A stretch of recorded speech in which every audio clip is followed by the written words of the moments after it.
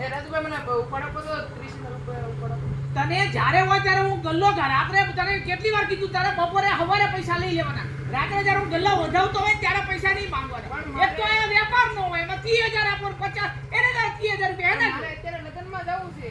પણ તારે લગ્નમાં જવાનું હોય તો તારે વ્યવસ્થા કરવાની કે લગ્ન મને કે રાજુભાઈ થોડો દર વખતે ઊભો રહે તારી પાસે.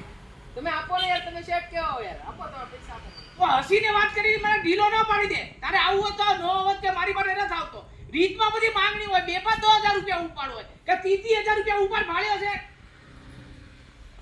ગાડી આપો ને પૈસા આપો. આ ગાડી હેડી ના હેડી તો હવારે કહેતો તો મારી ગાડી જોવે હેના માટે તારી ગાડી હું તમને હવે પાછી આપી દઈશ યાર. કાલે તો એમ કહેતો તો 4 દી માટે જોવે છે. અત્યારે એમ કે કાલે પાછી આપી દઈશ.